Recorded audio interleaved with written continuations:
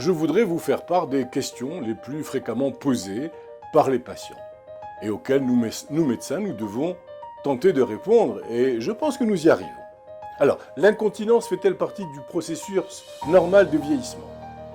Je réponds non. L'incontinence frappe plus souvent les aînés, mais ce n'est pas un phénomène qui fait partie du processus normal de vieillissement. Elle se soigne. L'incontinence est-elle une maladie? Eh bien non. L'incontinence est un symptôme entraîné par un affaiblissement des muscles pelviens, une affection neurologique comme la sclérose en plaques par exemple.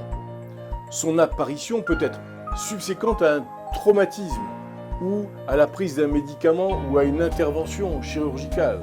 Et donc c'est une de ces conséquences-là.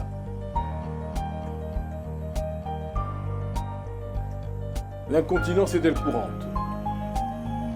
On estime qu'elle touche plusieurs millions de personnes en France, mais également en Europe et dans les pays occidentaux où nous pouvons avoir des statistiques. Jusqu'à 50% des femmes âgées de 45 ans et plus sont atteintes d'incontinence, tandis qu'environ 16 à 20% des hommes âgés de 40 ans observent des symptômes d'incontinence urinaire.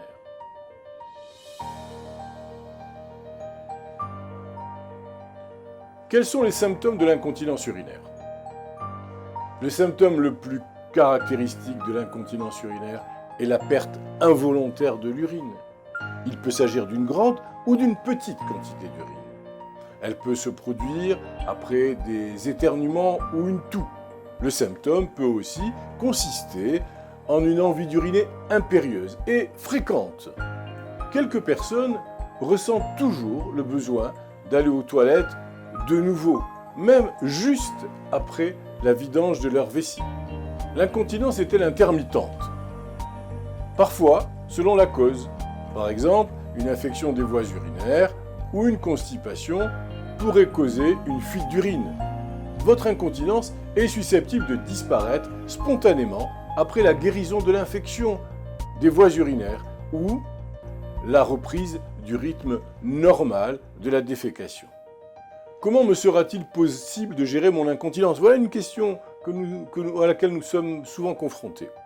Vous pouvez gérer efficacement votre incontinence de plusieurs façons, notamment en limitant ou en éliminant l'alcool, ainsi que le café et le thé, en maintenant un poids de santé correct, en cessant de fumer ou en vidant complètement votre vessie quand vous urinez, mais également en régulant le nombre de vidanges de votre vessie et en portant si nécessaire des serviettes ou des sous-vêtements de protection absorbants.